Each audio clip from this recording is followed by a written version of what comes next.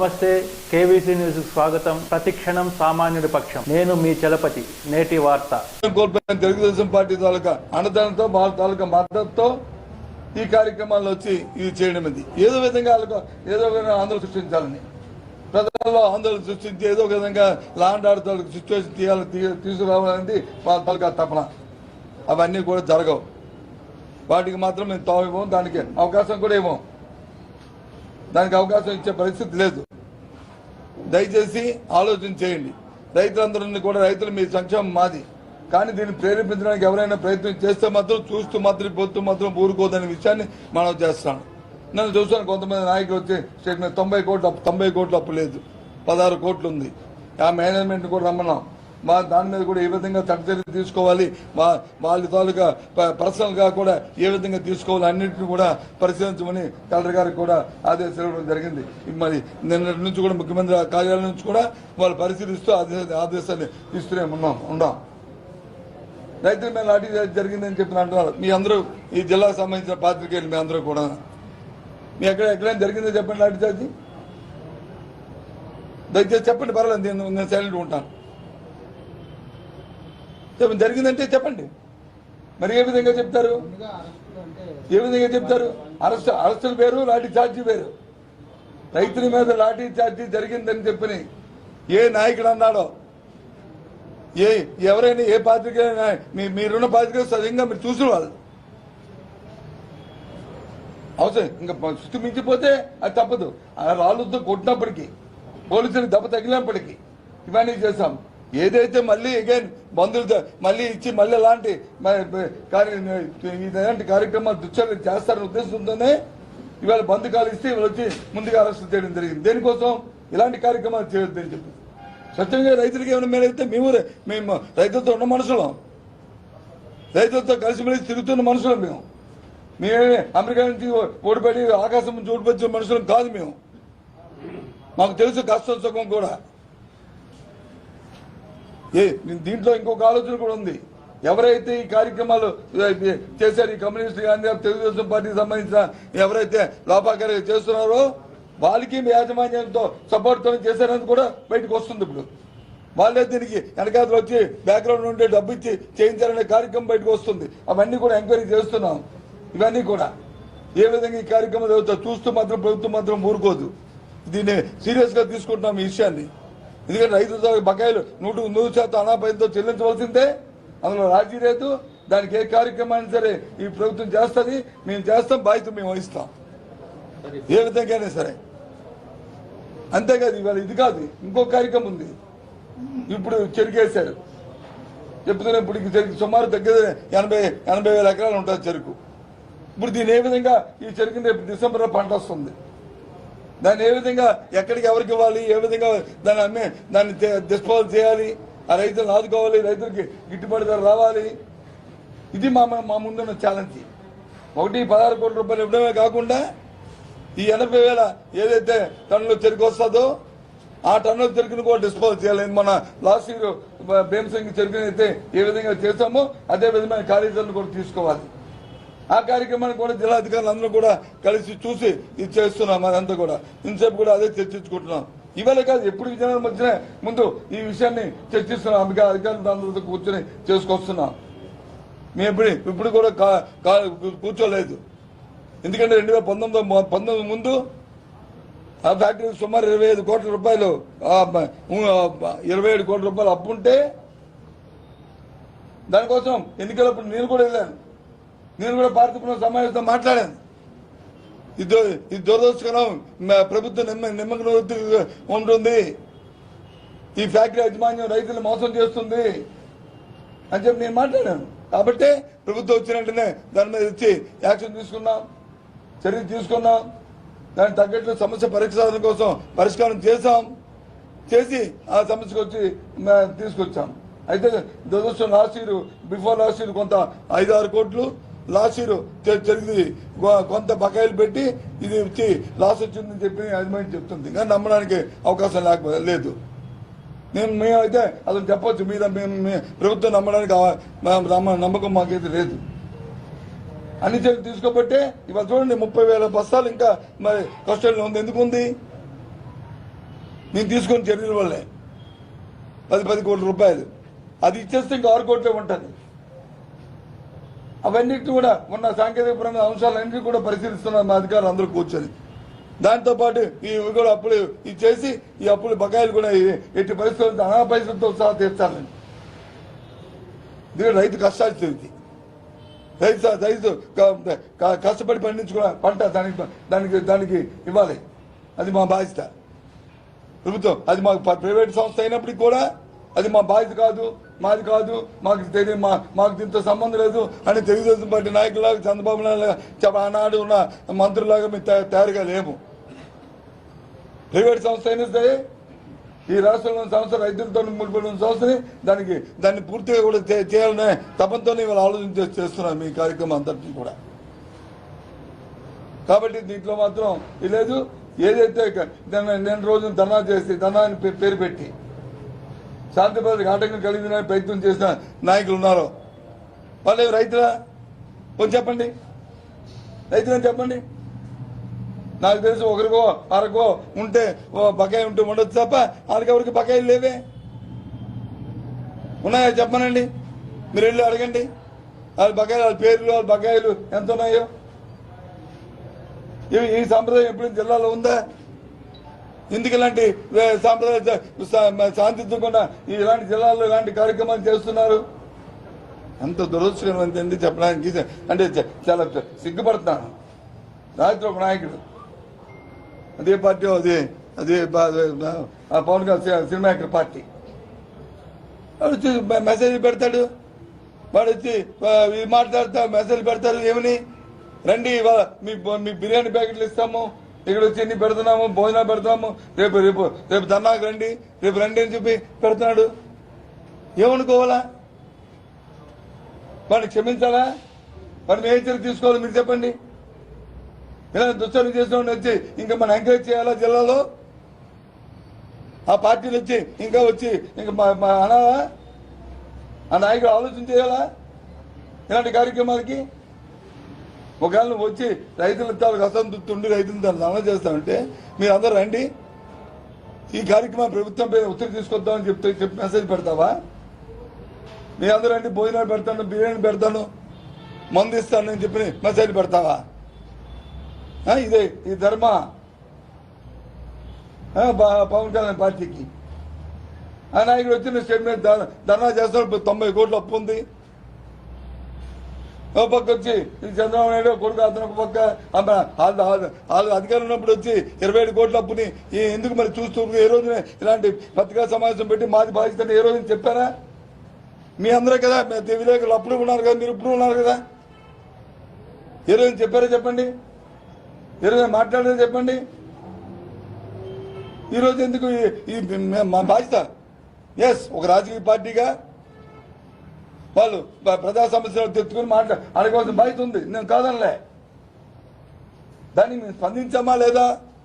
దానికి ఏ విధంగా మేము కూర్చొని కళ్ళు మూసుకొని కూర్చున్నామా అని కదా ఆలోచన చేసుకోవాలి కదా. మరి లేకపోతే 30,000 బస్తాలు ఎందుకు ఉంది స్టాక్ అక్కడ? ఎందుకు ఇవన్నీ ఉన్నాయి? ఎందుకు చేస్తున్నాం ఇవంతా? కాబట్టి ఎవరిని కూడా ఉపేక్షించేది లేదు. చట్టం మాత్రం చట్టం దాన్ని పని చేసుకెళ్తుంది. సైమల్టేనియస్ గా రైతులకు ఇవ్వాల్సిన బకాయి ప్రతి పైసాని తీర్చాలనే ప్రభుత్వం తాలూకా దృఢలక్ష్యంగా ఇది ముఖ్యమంత్రి గారి తాలూకా ఆదేశంతో మేము అందరం జిల్లా యంత్రాంగం మేము మా బాధ్యతగా ఈ కార్యక్రమం చేస్తాం. త్వరలోనే దానికి ఒక పరిష్కారం తీసుకొస్తాం. ఏదైతే ఇంక రేపు రాబోయే టాస్క్ 80,000 టన్నులు ఉందో ఏ విధంగా దాన్ని డిస్పోజ్ చేయాలి, ఏ ఫ్యాక్టరీలకు ఇవ్వాలి, ఎక్కడికి తీసుకెళ్లి దీన్ని చేయాలి, ఆ రైతులను ఎలాగ ఆదుకోవాలి, ఆ కార్యక్రమం మేము ప్రత్యేకంగా దృష్టి పెట్టాం. దయచేసి రైతులందరూ అర్థం చేసుకోవాలని కోరుతూ త్వరలోనే ఆ రైతులందరితో కూడా ఒక సమావేశాన్ని కూడా స్థానిక శాసనసభ్యులు అలాగే ఆ పెద్దలు జిల్లా పెద్దలతో నేను కూడా పోయి అందరూ సమావేశం పెడతాను. చెప్పండి.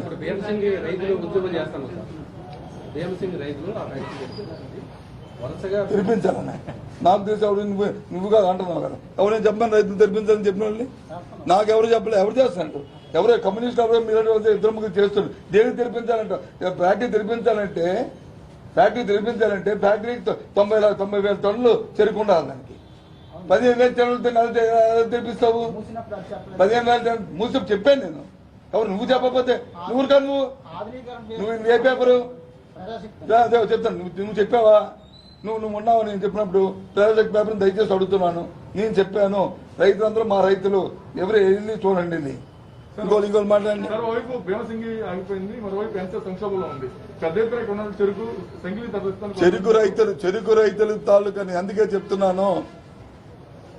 చెరుకు భీమసింగ్ ఫ్యాక్టరీ తెరిపించడంలో ఏ విధమైన అభ్యంతరం లేదు. సబ్ కమిటీలో కూడా మేము నిర్ణయం తీసుకున్నాం. కానీ రైతులు వచ్చి దానికి తగ్గట్టు చెరుకును వచ్చి పండిస్తామని హామీ ఇస్తే పెడితే తప్పకుండా మనం ఓపెన్ చేయడానికి ఏ విధమైన అభ్యంతరం లేదు. కనీసం 10% 20% తగ్గితే మనకు అభ్యంతరంలే. కానీ 90,000 టన్నులు 1,00,000 టన్నులు కావాల్సిన వ్యవస్థకి వచ్చి 15,000 20,000 టన్నులు ఉంటే ఏ రకంగా ఆడుతుంది? లాస్ట్ ఇయర్ ఎవరికి ₹1 బాకీ ఉందా భీమసింగ్ లో? చేశాం. ఇందాక ఎంప్లాయీస్ అందరూ వచ్చారు నా దగ్గరికి ఉదయం మొత్తం యూనియన్లు అన్ని సార్ మాకు వచ్చి మొన్న బకాయిలు ఇచ్చేసి క్లోజ్ చేసి మాకు ఇయర్స్ ఇచ్చేయండి సార్ అన్నారు. సరే నేను మాట్లాడి త్వరలో చేస్తానని చెప్పాను. ఈయన వచ్చి ఫ్యాక్టరీ తెలియని అడిగాను నేను చెప్తున్నాడు. నేను ఇంకా పేపర్లో మీ పత్రికలు వచ్చారో చెప్తే నేను చెప్తాను. పదండి వెళ్తాను వస్తాను పదండి అడిగి మీ వెనక నేను కూడా వస్తాను. ఏ రైతులో మాట్లాడుతాను అడుగుతాను వాళ్ళు రిక్వెస్ట్ చేస్తాను వాళ్ళు కన్విన్స్ చేస్తాను వాళ్ళు అడుగుతాను ఏమయ్యా తెరిపించాలని. రైతు ఎప్పుడు కూడా వాడు పండిన పంటకి గిట్టుబడి రావాలని కోరుకుంటాడు. నాకు నా పండిన పంటతోనే నా పిల్ల పాప చల్లగా ఉండాలి, ఆ తర్వాత ఆర్థిక పరిస్థితి మెరుగుపరుచుకోవాలి, ₹10 దీనికి లాభం రావాలని కోరుకుంటాడు. దానికి ప్రభుత్వాలు ఎప్పుడు కూడా అండగా ఉండాలి. దానికి కావాల్సిన సదుపాయాలు అన్నీ చేయాలి. ఆ కార్యక్రమాన్ని వాళ్ళు చేస్తున్నాం మేము. అంతేగాని లేదే అడ్డగోలుగా మాట్లాడితే నేనేం చేస్తాను చెప్పండి. చంద్రబాబు, పవన్ కళ్యాణ్, వామపక్షాలు అన్ని కూడా రైతులపై కేసులు పెట్టి రైతులు అనగదొక్కడానికి ప్రయత్నిస్తున్నారని అంటున్నారు. ఒకటి బాసు,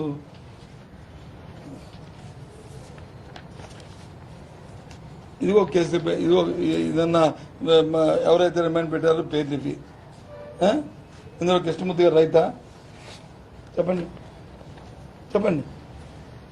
ఆయన మీకు తెలుసు నాకు తెలుసు చిన్నప్పటి నుంచి ఉద్యమ నాయకుడు అవునా. అయితే ఉద్యమాలు చేయకూడదానంటే నేను చేయకూడదు అన్నాం. శాంతియుతంగా జరిపించే తీరుతో ఉండాలి. చేయొద్దని నేను చెప్పట్లేదు, శాంతియుతంగా ఉండాలి. కానీ ఉద్యమాలు చేస్తున్నప్పుడు ఏదైనా ఇన్సిడెంట్ జరిగితే నాయకుడి బాధ్యత వహించాలి. రైతా చెప్పమనండి. లేదు కోరాడు ఈశ్వరరావు వచ్చి ఈయన రైతా చెప్పనండి. ఆయనకి బకాయి ఉందా ఫ్యాక్టరీలో చెప్పనండి. లేదు వెంకటరమణ గరికోసం వెంకటరమణ ఎదురున్నాడు ఇతను రైతా అతనికి బాకీ ఉందా ఆయన చెప్పనండి. ఇలాగా ఎందుకు ఇవి అదే నేను అంటుంది అదే. నేను మీరు చెప్తున్న మాటనే చెప్తున్నాను. రాజకీయ పార్టీల నుంచి ప్రాతినిధ్యం వస్తున్న వ్యక్తులం లేదా ఉద్యమాలకు ప్రాతినిధ్యం వ్యక్తులం.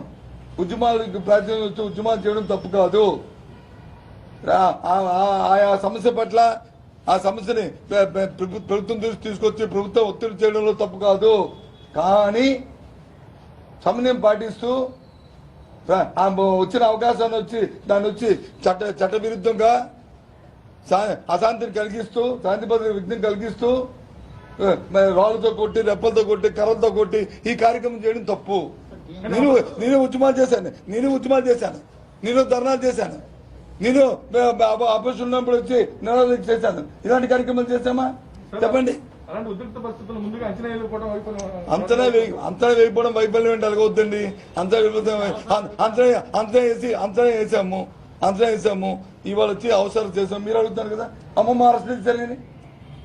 ఇప్పుడు మీరు రాగానే నన్ను ఎవడు ఫస్ట్ క్వశ్చన్ ఎవడు ఎలాగ అవసరం వచ్చి అవసరం చేశారండి, ఎక్కడెక్కడ నిర్బంధించేస్తానండి. అంచనా వేసి నిర్బంధించాలి. అప్పుడు కూడా అంత నిర్బంధించా అని మేము మాట్లాడుకున్నాం. కానీ ఇటువంటి కార్యక్రమం చేస్తారని అనుకోకుండా మమ్మల్ని ధర్నా చేస్తే తప్పు. వాళ్ళ విషయాన్ని బయటకు వస్తే ఇంకా మేనేజ్మెంట్ మీద ప్రెజర్ వస్తుంది. మళ్ళీ మేము కూడా చర్య తీసుకోవడానికి వాళ్ళ మీద అవసరం దొరుకుతుంది. వాళ్ళని యాక్షన్ తీసుకోవచ్చు. అవసరమైతే వాళ్ళ ఆస్తులు స్వాధీనం చేసుకుని అమ్మి ఆ రైతులకు వచ్చి ఇవ్వచ్చు అనే ఆలోచనతో కూడా సెకండ్ లైన్ లో కూడా ఉన్నాం. కానీ ఇలాంటి స్టోన్ పుల్లింగ్ రాళ్ళతో ఏ వ్యాక్స్ అయిపోయారండి. 15 సంవత్సరం నుంచి అప్పు ఉంది కదా బాసు. 15 సంవత్సరం నుంచి 1927 కోట్ల అప్పు ఉంది. అప్పుడు మేము ఉద్యమాలు చేస్తాం. ఈ రకమైన ఉద్యమాలు చేస్తామా? ఆ రైతుతో మేము ఉన్నాం కదా. ఆ రైతులు అక్కడి నుంచి కొత్తగా పుట్టి రాలేదు కదా, అక్కడ ఉన్న రైతులే కదా. ఆ రైతుకు అప్పుడు ఉంది ఇప్పుడు ఉంది తప్పు కదా. రైతు ఎందుకు ఆ పని చేస్తాడు? చేయడు. రైతును ముందు పెట్టి దుష్టశక్తులు దుర్మార్గ ఆలోచనతో ఉన్న కొందరు వ్యక్తులు, కొన్ని రాజకీయ పార్టీలు దేశం చూస్తారు. ఇది దయచేసి అది చేయకండి. రైతుల్ని రైతుగా చూద్దాం, రైతుల్ని సోదరభావం చూద్దాం. రైతులు వచ్చి వాళ్ళ మీద లేనిపోయిన ఆపాదనలు చేయకండి. రైతు అన్నం పెట్టేవాడిని పెట్టి రాజకీయాలు చేస్తే దేవుడు క్షమించడు. దయచేసి ఆ పనులు చేయొద్దని చెప్పి చేస్తున్న వ్యక్తులను అడుగుతున్నాను. ముఖ్యంగా మీరు పేరు ఎత్తిన ఆ చంద్రబాబు నాయుడు గారిని, ఆ పవన్ కళ్యాణ్ గారికి చెప్తున్నాను. మీ ఇద్దరు ఫ్రెండ్స్ అని తెలుసు, మీ ఇద్దరు బాయి అని తెలుసు. నాకు విషయాన్ని రండి, విషయ పరిజ్ఞానంతో రండి, విషయం తెలుసుకొని రండి. తెలుసుకొని వస్తే దానికి మీరు అడిగిన సమాధానం పెద్దానికి సమాధానం చెప్తాం. సమాధానం చెప్పబోం. ఉదాహరణ చిన్న విషయం చెప్తాను. నిన్న పండుగ రోజు చంద్రబాబు నాయుడు గారు స్టేట్మెంట్ ఇచ్చారు. రాష్ట్రం వచ్చి అంతా వచ్చి గంజాయితో అయిపోతుంది, దేశంలో విదేశాల్లో అయిపోతుంది, అసలు ఈ రాష్ట్రంలో పోలీసు వ్యవస్థ లేదు అని డీజీపీ మీద, రాష్ట్రంలో డీజీపీ మీద ఎంత ఇష్టారాజ్యంగా మాట్లాడాడు. మీ అందరూ చూసారు లేదు టీవీలోను ఆయన స్పీచ్ని. పోలీసు వ్యవస్థ లేదు, ఇవాళ ఏది గంజాయి అనేది ఇవాళ పుట్టుకొచ్చినట్లు, ఇవాళ చేసినట్లు ఆయన మాట్లాడు. మీకు ఒక వీడియో చూపెడతాను, మీరు చూడండి. దాంతో మీరు వచ్చి అది ఎప్పుడు పుట్టిందో, అసలు ఈ రాష్ట్రంలో ఎప్పుడు గంజాయి ఉందో, దేశంలో విదేశాల్లో ఉందో, ఎక్కడ ఉందో ఒకసారి మీరు చూడండి. మీకు చూపెడతాను. చూసిన తర్వాత అప్పుడు మీరు ఏం చేస్తారో చెప్పండి నాకు. అది తప్పు కదా. అది రాష్ట్రంలో ఉన్న డీజీపీ మాట్లాడటం అనేది తప్పు కదా.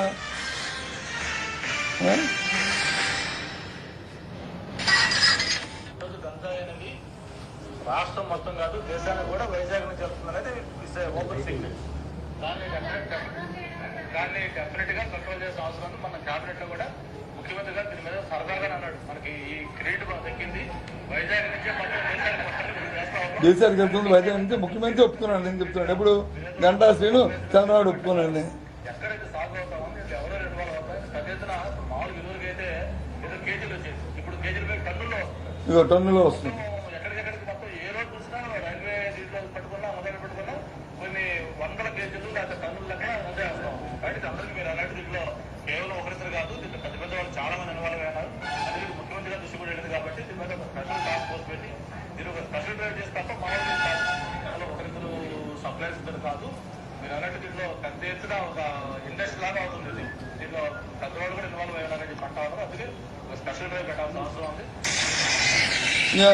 ఇది అవునా కదా. ఇప్పుడు చంద్రబాబు కొత్తగా ఈ రోజే ఆయన పుట్టినట్టు, ఈ రోజే వ్యవస్థ వచ్చినట్టు, ఆంధ్రప్రదేశ్లో రాష్ట్ర వ్యవస్థ వచ్చినట్టు, పోలీస్ వ్యవస్థ నిన్న మొన్న మనం ఏర్పాటు చేసుకున్నట్లు, ఆ వ్యవస్థలో డీజీపీ అనే వ్యక్తి వచ్చి ఈ రోజు వచ్చినట్లు. మరి ఆ డీజీపీ కదా ఆయన దగ్గర వచ్చి పోలీస్ కమిషనర్ గా ఉన్నాడు, సిటీ కమిషనర్ గా విజయవాడలోను. అప్పుడు మంచివాడు అయిపోయాడా? ఇప్పుడు చెడ్డాడు అయిపోయాడా? అప్పుడు ఆ డీజీపీతో నేను 5 సార్లు ఫోన్లో మాట్లాడాను కదా. ఏమయ్యా మా మనుషులు వచ్చి పట్టుకొని తిప్పుతున్నావు, ఆ పోలీసులో పెడుతున్నావు, ఈ పోలీసులో పెడుతున్నావు, ఇది ధర్మమేనని చెప్పి నేను అడిగాను కదా ఆయన్ని. అయితే ఆయన వచ్చేప్పుడు మా మనుషులు అరెస్ట్ చేశారని, మా చట్ట ప్రకారము జరిగాయని చెప్పని అలా వచ్చేసని హింసించమంటారా? అదేనా అది? అధికారులు పని చేసుకుంటారు, ప్రభుత్వాలు వెళ్తుంటే ప్రజాస్వామ్యంలో దానికి అదొక ప్రక్రియ. ఎందుకు మన స్థానిక అంటే మైక్రో చెప్పొచ్చా చెప్పకూడదు, కానీ మన ఇన్ఛార్జ్ మంత్రి గారిని 2-3 సార్లు ఆయన అరెస్ట్ చేసి తిప్పారు. నేను అడిగాను ఎందుకు పని చేస్తున్నారు, ఇది ధర్మం కాదు, మా ఉద్యమంలో చేసిన హక్కు లేదా అని. అది చట్టము, లా అండ్ ఆర్డర్, అధికారులు, పోలీసులు వాళ్ళ పని వాళ్ళు చేసుకుంటారు. దానికి వచ్చి ఇలాంటి డీజీపీ వ్యవస్థ వ్యక్తిగతంగా రాష్ట్ర అధికారం మీద మాట్లాడితే ఏ విధంగా దీన్ని తీసుకోవాలి మనం? కాబట్టి చెప్పండి. మీరు అదేవిధంగా పోలీసులు కలిపి నామినేషన్ ఇబ్బంది పెడుతున్నారు. ఎవరిని ఆరోపించడా? ఈ జిల్లాలో ఎన్ని ఉన్నాయి అవుతున్నాయి ఎలక్షన్లు? ఎన్ని అవుతున్నాయి బాబు ఎలక్షన్? ఐడియా ఉంది, నాకు ఐడియా లేదు. అంటే మా జిల్లాలో లేదు, కరెక్టనే? అది ఒప్పుకోండి. ముందు మన జిల్లాలో, మన కోస్తా జిల్లాలో ఈ సమస్య లేదని మీరు యాక్సెప్ట్ చేస్తున్నారు కదా. మళ్ళీ మరి అది అందుకే అడుగుతుంటే మళ్ళీ మీరు వచ్చి ఆయన రాయసేమంటాడు, నువ్వు వచ్చి అంటావు. సార్ నాకు తెలిసి ఇవన్నీ కూడా చేతకాని మాటలు. ఏదో మన ఊర్లో పాత సామెత కదా, ఏమమ్మా బాగా గెంతలేదు, ఏమమ్మా బాగా డాన్స్ చేయలేదంటే ఆ మధ్యలో సరిగ్గా వాయించలేదు అందుకని గెంతలేదని చెప్పిందంట. చేతకాని మాటలు ఇవి. నిన్నటి వరకు బాయ్కట్ చేస్తాడు, ఇవాళ వచ్చి ఎలక్షన్ వస్తాడు అంటే నిన్నటి వరకు ఇప్పుడు ప్రభుత్వం మీద నమ్మకొద్దని ఎలక్షన్ ముందుకు వచ్చాడు. ఏమన్నా ఏముంది నిన్న చూసావు కదా ఏం జరిగావు బై ఎలక్షన్లు. కాబట్టి ఇవన్నీ కాదు, నేను మళ్ళీ మీకు చెప్తున్నాను, మీ ద్వారా జిల్లాలో ఉన్న రైతాంగాన్ని అందరికీ కూడా, పంపుల రైతులే కాదు అందరికీ కూడా, అంటే అన్ని పంటలు వేసిన రైతుల్ని కూడా నేను రిక్వెస్ట్ చేస్తున్నాను, ఈ ప్రభుత్వం మీది. మీ తాలూకు ఆలోచనతోనే మీ కనుసరణలో వచ్చింది ఈ ప్రభుత్వం. మీకు ఏ చిన్న నష్టం వచ్చినా ఇబ్బంది వచ్చినా ఈ ప్రభుత్వంకి ఆ ఇబ్బంది అది దుడ్డు పడినట్లే. దాన్ని తట్టుగా దాన్ని నివారించే బాధ్యత, దాన్ని రాకుండా మీ దగ్గర రాకుండా చేసే బాధ్యత మా ప్రభుత్వానికి. దాన్ని పూర్తి బాధ్యత వహిస్తాం. ఇవాళ చెరుకు రైతుకు ఇవ్వాల్సిన 16 కోట్ల రూపాయలను కూడా వాళ్ళకి అనాపైతో చెల్లించే ఏర్పాట్లని ఏ విధంగా చేయాలని దానికి టైం బౌండ్ లేదు. ఎంత వేగం అయితే అంత వేగం చేస్తాను. టైం బౌండ్ అయితే మళ్ళీ చెప్తాను, అన్ని యాక్షన్ ప్లాన్ తీసుకుంటున్నాను, టైం బౌండ్ పెట్టి చేయమని చేస్తాను, అది కూడా చేస్తాను. లేదు నేను 2015 నుంచి ఉన్న బకాయిల్ని 2019 మా ప్రభుత్వం వచ్చిన తర్వాత 27,80,00,000 రూపాయలు ఉంటే అంతటిని కూడా గ్రామ కమిటీలు కూడా పెట్టించి, రైతు కమిటీలు పెట్టించి, ఆఫీసులు పెట్టించి అంతటి కోసం బకాయిలను చెల్లి తీర్చాను. అదే మధ్య 2015 నుండి కూడా బకాయిలు పెండింగ్ పెడుతున్నప్పుడు ప్రైవేట్ యాజమాన్యం 15 అదే సార్ 2015 నుండి అయినప్పటికీ ప్రైవేట్ యాజమాన్యం విషయంలో ఎందుకు జాగ్రత్తలు నేను జాగ్రత్త తీసుకోవడం లేదు కదా. అదే ఇందాక చెప్పింది నువ్వు ఫాలో అవ్వదు కదా నన్ను. అది ప్రైవేట్ యాజమాన్యం. ఈ ప్రైవేట్ యాజమాన్యం వచ్చి వీళ్ళు రైతుల్ని చీట్ చేస్తూ లాభాక్స్ కోసమే చేస్తున్నారు. వాళ్ళు ఏ విధంగా దోచుకుందామని ఆలోచనతో తప్ప వీళ్ళకి మిగతా ఆలోచన లేదు. అయినా అటువంటి పరిస్థితుల్లో ప్రభుత్వ యంత్రాంగం మేము అప్రమత్తంగా ఉండి టైం టు టైం దాన్ని కూడా కోఆర్డినేట్ చేసుకుంటూ చేస్తున్నాము. అందులో భాగంగా చేయబట్టే ఇప్పుడు 30,000 బస్తాలు వచ్చి సీజ్ చేశాము. అదంతా కూడా మన కస్టడీలో ఉంది. దాని మీద కొంత కాంప్లికేషన్ ఉంది, దాన్ని సార్ట్అవుట్ చేయడానికి ప్రయత్నం చేస్తున్నాము. ఇది కాక ఆస్తులు కూడా జప్తు చేసి ఇంకా మిగతా 25 ఎకరాలు 20 ఎకరాలు ఒకటి 5 ఎకరాలు ఒకటి చేశాము. అది కూడా చేసి రైతులు అనాపైతే తీరుస్తామని నేనే చెప్తాను కదా. లాస్ట్ టైం కూడా చెప్పాను కదా, ఇలాంటి పరిస్థితులు ఉన్నాయి. కాబట్టి రైతులు వేసే ముందు మీరు అప్రమత్తంగా ఉండండి. ఈ ఫ్యాక్టరీ మీద ఆ సంస్థ మీద నమ్మకం లేదు, ఇప్పటికే మనం మోసపోయాము. కాబట్టి అని చెప్పి నేను ఓపెన్గా చెప్తున్నాను కదా. ఇబ్బంది అండి. నిన్నటి వరకు రెవెన్యూ రికవరీ యాక్ట్ కొన్ని లేకపోతే ఏం చేస్తారు, తక్కువ కోర్టు కేసు తెచ్చారు అనుకో మళ్ళీ ఇంకా చేయలేము. అందుకే అలాంటి లీగల్ కాంప్లికేషన్ లేకుండా ఎవ్రీథింగ్ అంతా సాఫీగా అయ్యి అది చేయడానికి చేస్తున్నాం. 19 ఎకరాలని గుర్తించాము. 19 ఎకరాలు కూడా నోటిఫై చేస్తున్నాము. రేపు పబ్లిక్ యాక్షన్ నోటీస్ ఇస్తున్నాము. అది దాని తర్వాత ఈ 30,000 బస్తాలు ఉన్నాయి. దీన్ని కూడా ఎలా డిస్పోజ్ చేయాలని ఆలోచన చేస్తూ దీన్ని కూడా కలపడానికి ప్రయత్నం చేస్తున్నాం. ఏమైనా కాంప్లికేషన్, ఎందుకంటే వాడు మనమైతే మనకి కన్సర్న్ ఉంది రైతుల పట్ల, అతనికే ఉంటుంది. కాబట్టి దుకాణం చేస్తారు, పారిపోతాడు.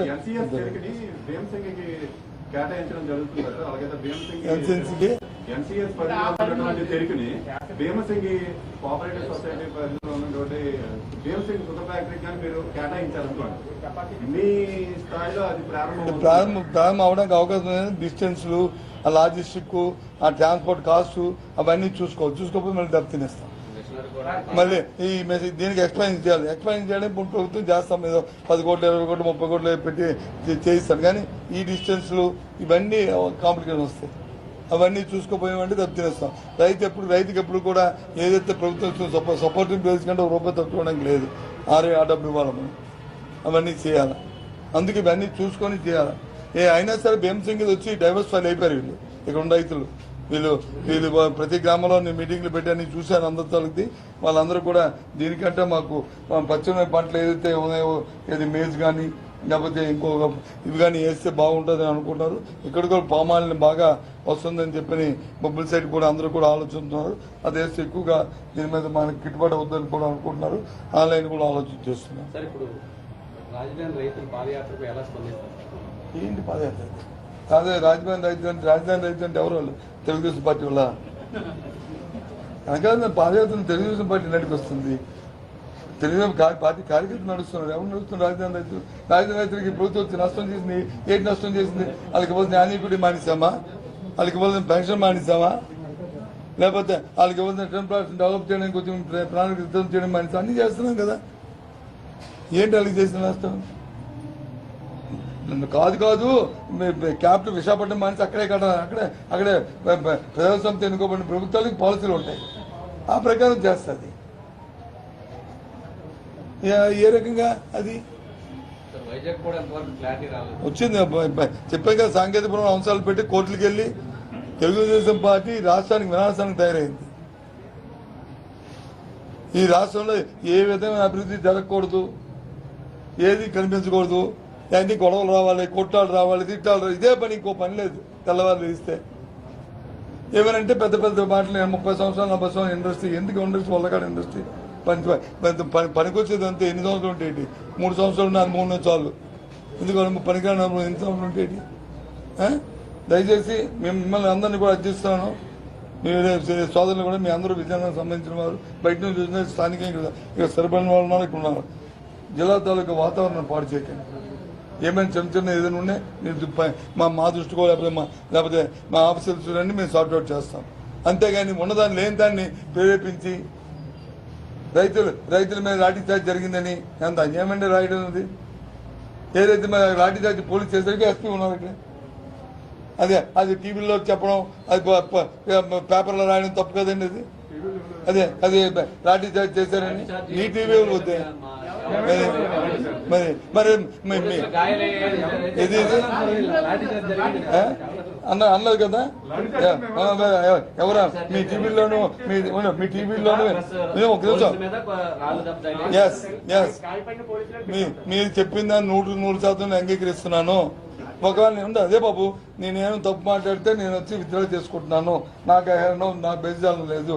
కానీ మరి ఏ విధంగా మరి పవన్ కళ్యాణ్ చంద్రబాబు అన్నాడు రైతుల మీద లాఠీ చార్జీ చేశారు. రైతు ఇంతమంది మీరే చెప్తారు జరగలేదండో అని మీరే గోల్ పెట్టి మైకిల్ ముందు చెప్తుంటే మరి ఏ విధంగా చెప్పారు అన్న? ఏ విధంగా మాట్లాడారు? అందుకే అంటున్నాను. అందుకే అందుకే మీరే సాక్ష్యం. మరి ఏ విధంగా తప్పు కదా అని అన్నాం. అలా లేదండి సృష్టించడం తప్పు కదా. దాని నుంచి రాజకీయంగా లబ్ధ పొందాలనుకోవడం తప్పు కదా. సో ఈ ఎట్టిపోతే అలాంటి పని చేయదు. చాలా సమయంతో మా జిల్లా అధికారులు ఇద్దరు, మా కలెక్టర్ గారును మా ఎస్పీ గారు సమయం చేసుకుంటూ ఆ ప్రతి విషయాన్ని కూడా క్షుణ్ణంగా డిస్కస్ చేసుకుంటూ ఈ చిన్న దాని కాంప్లికేషన్ లేకుంటే ప్రతి విషయాన్ని సార్ట్అవుట్ చేయడానికి జిల్లా యంత్రాంగం అంతా కూడా పాటుపడుతుంది. దయచేసి మిమ్మల్ని కూడా సపోర్ట్ చేయమని కోరుతున్నాం. లేలే తప్పు అంతే. ఎలా వచ్చింది అదే అంటున్నాను. రాళ్ళు వేయబట్టి పోలీసులు ముందుకు తెల్లదా? పోలీసులు వచ్చి ధర్నా చేశారు. బాబు రోడ్డు దాగులేకుండా అడుగుతాము, అడిగితే రాళ్ళు ఇస్తూ కొడతారుగా. అదే లెగిసి తాగమంటారు, లేకపోతే తీసుకొని నన్ను ఎన్నిసార్లు తీసుకెళ్ళి పోలీస్ స్టేషన్కి? నన్ను మా ఇంట్లో కూడా అది కాదండి. ఎక్కడ మా జేసీ వెళ్ళారు. అలా కాదండి. అయిందా? ఓకే, అయిందా? మా జాయింట్ కలెక్టర్ అక్కడే ఉన్నారు స్పాట్ లో. మరి అదే చెప్తాను, నువ్వు లేవు అక్కడ. మీకున్న సమాచారం ఈయన ఫీల్డ్ లో ఉన్నాడు, మరి తర్వాత మరి జరిగిన తర్వాత అప్పుడే కదా అయిపోయిందా? ఇదేనో ఇష్యూ అవుతుండే వెళ్ళాడు బాబు, ఇష్యూ అవుతుండే వెళ్ళాడు జాయింట్ కలెక్టర్ ఇష్యూ అవుతుండే వెళ్ళాడు. 5 కాకపోతే 10 నిమిషాలు ఇష్యూ వెళ్ళాడు. వెళ్ళిన తర్వాత ఒకరోజు దమాయిస్తున్నాడు. దాదా బాబు నీకు ఎంత బాకీ ఉందో చెప్పు, నువ్వు నీకు ఇప్పిస్తానని చెప్పి పిలిపించాడు. అటు పారిపోతున్నాడు. ఎందుకు బాకీ లేదు? రాళ్ళతో కొట్టడానికి వచ్చాడు, కొట్టడానికి తీసుకొచ్చారు, పారిపోతున్నాడు. మరి అధికారులు 5 నిమిషాలు లేకపోతే 10 నిమిషాలు అరగంటలు వెళ్ళినట్టు అంటే ఇష్యూని తెలిసినట్టే ఊటాబుట్టి వెళ్ళినట్టుగా అర్థం కదా. అంటే ఎంత అప్రమత్తం ఉన్నాము, ఎంత కాన్షియస్గా ఉన్నాము. సరేలే అయిపోతుందా, ఎవడు చూత పడతాలే, ఎవడో కొడతాలే, ఎవడో తిడతాలే, దెబ్బలు తల్లి చూద్దాలే అనలే కదా. ఎందుకో ఒక రెస్పాన్సిబుల్ అధికారి అంత వేగం వెళ్ళవలసిన అవసరం వచ్చింది అంటే ఏంటి? అతను బాధ్యత. అంటే ఎంత ఎలాంటిగా ఉన్నది జిల్లా యంత్రాంగం, అది కదా మనం తీసుకోవాల్సిన ఇక్కడ విషయం. అది తీసి ఊరుగా ఏంటంటే మీరే చాలాసార్లు సందర్భం జరిగిన మన్నాడు వెళ్ళడం, జరిగిన 6 గంటల తర్వాత వెళ్ళడం, జరిగిన 3 గంటల తర్వాత ఇక్కడ వెళ్ళలే కదా, వెంటనే వెళ్ళాం కదా. నిమిషంలో అక్కడ ఉన్నాడు కదా జాయింట్ కలెక్టర్, ఈజ్ రెస్పాన్స్. ఈయన కదా మానిటరింగ్ ఆఫీసులో ఆ చొక్కబయట చూస్తుంది, వెళ్ళాడు కదా. మరి ఇంకే అందుకు దయచేసి ఇంకో బాధతో మాట్లాడుతుంటే ఏదో ఎవరి మీద మనం మాట్లాడుతాం కాదు. రైతుల్ని మనం రైతుగా చూస్తూ రైతుకి మేలు జరిగే మాట్లాడి ఓ సానుభూతి మనం ప్రకటించాలి. ఒకవేళ ప్రభుత్వం ఒత్తిడి తీసుకోవడం తప్పు కాదు, రైతుల బకాయిలు చెల్లించాలి అర్జెంటుగా, ఇదేం ప్రభుత్వం అని మాట్లాడండి, కాదనలేదు. మేము ప్రభుత్వం సమాధానం చెప్తాం, దాన్ని సమస్య పరిష్కారం చేస్తాం. కానీ రాళ్ళతో కొట్టడం, కర్రలతో వచ్చి ఎక్కడో టీవీలో చూసామని అలాంటి కార్యక్రమాలు చేద్దాం అనుకుంటే అది మాత్రం సహించేది లేదు. అది మాత్రం దాన్ని మాత్రం చూస్తూ మాత్రం ఊరుకోము. ఏంటి సైమిల్టేనియస్ గా ప్రతి రైతుకి కూడా పూర్తి బాధ్యతగా డబ్బుని ఇచ్చిపించే బాధ్యత మా జిల్లా యంత్రాంగాంది, మా ప్రభుత్వాన్ని. Okay, thank you. జీవం పోసే ప్రయత్నం చేయాలంటే మనం భీమసింగిలోను మనం రైతులందరినీ సమాధానం పెట్టమని నేను పెడతాను. మీ అందరూ కూడా రండి, నాకు అభ్యంతరం లేదు. మళ్ళీ మేము వచ్చి ఇక్కడ అందరం వేస్తామని. ఎందుకు తగ్గడానికి కారణం అని చెప్తాను. 2 విషయాలు మనం అర్థం చేసుకోవాలి కదా. ఒకటి, చెరుకు పండించే పెట్టుబడి పెరుగుతుంది.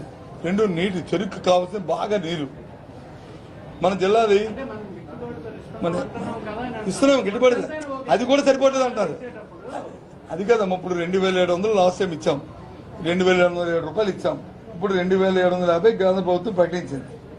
అది కాక ఒక్కోసారి ఫ్యాక్టరీ 200 రూపాయలు గవర్నమెంట్ వచ్చి ఇన్సెంటివ్ కింద కూడా ఇస్తుంది. ఒకసారి 100 రూపాయలు ఇచ్చాము, ఒకసారి 50 రూపాయలు ఇచ్చాము, ఒకసారి 200 ఇచ్చాము రాజశేఖర్ ఉన్నప్పుడు. తర్వాత ఈ ప్రభుత్వం కూడా 50 రూపాయలు 100 రూపాయలు ఇన్సెంటివ్ ఇచ్చాము. ఇంకా ఫ్యాక్టరీకి ఉన్న బకాయిలన్నింటినీ కూడా 100 కోట్లు ఇచ్చి ఫ్యాక్టరీ బకాయిలన్నీ కూడా తీర్చి మళ్ళీ ఫ్రెష్గా మళ్ళీ ఓపెన్ చేశాము. అయినప్పటికీ కూడా రైతుకి అది గిట్టుబాటు అవ్వట్లేదు. దాని మీద మేజ్ ఎక్కువ అవుతుంది. మేజ్ వేస్తే ఒకటి మీకు చెప్తాను మాసు, రైతుకి ఏదైతే మీ గిట్టుబాటు ధర బాగుంటుందో, ఏ పంట వేస్తే అతనికి బాగుంటుంది అనుకుంటే ఆ పంటకి వెళ్తారు. దాన్ని మన ప్రభుత్వం వచ్చి దాన్ని ప్రోత్సహించాలి, సహకరించాలి. ఎందుకు కొత్త వంగడాలు వస్తాయి, పాత రకాలు వేస్తే 20 బస్తాలు పడుతుంది, వేస్తే 40 బస్తాలు పడుతుంది, దాన్ని ఎందుకు మనం సహకరిస్తాము? రైతుకి మేలు జరగాలి. పోతే ఇవి ఉన్నాయి కదా, మేజు పరిశ్రమలు వస్తాయి కదా మన రాష్ట్రానికి. మేజు ప్రాసెసింగ్ యూనిట్ తీసుకొస్తున్నాము, మేము విత్తనాల పరిశ్రమ తీసుకొస్తున్నాము, దానికి సంబంధించినవి. ఇప్పుడు లేటెస్ట్ ఈ జిల్లాకే కేటాయించారు, ఈ జిల్లా కేటాయించారు, వస్తున్నాయి కదా. పామాయిల్ వస్తుంది, పామాయిల్ ఫ్యాక్టరీలు వచ్చాయి. తర్వాత ఇంకో 20 సంవత్సరాల పోయింది, ఇంకో పంట వచ్చి పోయి దానికి వస్తాయి. మనం దాంతో కాలంతో పాటు పంటలతో పాటు ప్రభుత్వాల ఆలోచనలు మన ఆలోచనలు మారుతూ కార్యక్రమం చేసుకోవాలి.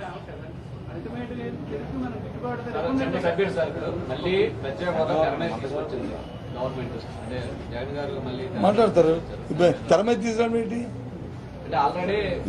ఈ సమస్య మా ప్రభుత్వం తాలూకు, మా ప్రభుత్వం ఇది జరిగి తీరాలని కోరుకుంటుంది. ఇది ఈ సంవత్సరం తీరుతుందా, వచ్చే సంవత్సరం తీరుతుందా, వచ్చే ప్రభుత్వం తీరుతుందా? మాకు అవకాశం ప్రతిసారి దాన్ని ఫ్లాగ్ చేస్తాము. అవకాశం ఉన్నంత వరకు దాన్ని తేవడానికి ప్రయత్నాలు చేస్తుంటారు మా సీఎం. ఇంక ఇదేం తెరమై తీసుకురావడం కాదు, ఇదేం చచ్చిపోలేదు సమస్య, లేదు అవ్వలేదు. ఫోరం బట్టి వస్తుంటుంది సమస్య. మౌనంగా 2 సంవత్సరాలు బట్టి ఎక్కడే 2 సంవత్సరాలు బట్టి ఎక్కడ మీటింగ్ జరగలేదు. 2 సంవత్సరాలు బట్టి మీటింగ్ జరగలేదు. ఎప్పుడు ప్రధానమంత్రి కలిసి ఈ సమస్యని మెయిన్ ఎజెండా కింద ఫస్ట్ లైన్ లో పెట్టుకొస్తున్నాము. రేపు మన ఉత్తర భారతదేశం దక్షిణ భారతదేశం సమావేశం జరుగుతుంది కాబట్టి, చీఫ్ మినిస్టర్ సమావేశం జరుగుతుంది కాబట్టి ఈ సమావేశంలో ఫ్యాక్ట్ చేయాలంటే ముఖ్యమంత్రి ఆలోచన చేసి అది చేశాము. దేనికి ఎవరు అడుగుతున్నాడండి? చంద్రబాబు అడిగాడంటే కొన్ని ఏదో బాధ ఆలికి వీళ్ళకి ఏదో ఉందనుకోండి. ఇది కావడానికి ఎక్కడ హక్కు ఉంది? నేను వచ్చేసి నా ఇలయన్స్ పార్టీ అంటాడు, మరి గంటకి వచ్చి కాల్ అంటాడు, అతనికి ఒక క్లారిటీ లేదు. అతను మనిషి అతను మాట్లాడుతున్నందుకు మీరు సమాధానం చెప్పడం మన కర్మకి ఏం కర్మ ఇది? ఏం వారం రోజులు కాదు 7 రోజులు 7 గంటలు మన డెడ్లైన్ దేని డెడ్లైన్ ఇల్లు అతను మాట్లాడమని రోజు ఎందుకు మరి ఆ పార్టీతో ఎందుకు సైజు పెట్టుకున్నప్పుడు మాకే మేము వెళ్తాం ఆ పార్టీ అతను వచ్చంట ఇద్దరు ఫ్రెండ్స్ అంట మేము వచ్చి ఇతను తీసుకెళ్తామన్నది వాళ్ళిద్దరు ఏం తగులు వస్తే అప్పుడు తీసుకెళ్తాం వాళ్ళిద్దరికి బాబాబు నువ్వు కూడా ఇద్దరు ఫ్రెండ్స్ రోజు ఆడుకుంటారు మాట్లాడుకుంటారు ఏంటి ఇదంతా అందుకే ఎవరైనా రాజకీయ పార్టీ అంటే ఒక నిబద్ధత ఒక కమిట్మెంటు ప్రజల పట్ల వాళ్ళకి అంకిత భావం ఉండాలి అంతేగాని ఇదేమీ హాలిడే ట్రిప్పుల్ లాగా వచ్చి పోయడానికి ఇది చేయడానికి ఇది రాజకీయ పార్టీలు చేస్తే ఇలాగే వ్యవహారాలు అలాగే ఉంటాయి అలాంటి పార్టీలు అలాగే ఉంటాయి అలాంటి నాయకత్వాలు అలాగే ఉంటాయి ఓకే బాయ్ సీ యూ ఇంతటితో నేటి వార్త సమాప్తం. మరిన్ని వార్తా విశేషాలతో మీ ముందుకు వస్తుంది KV's news. Until then signing off మీ కేవీ చలపతి.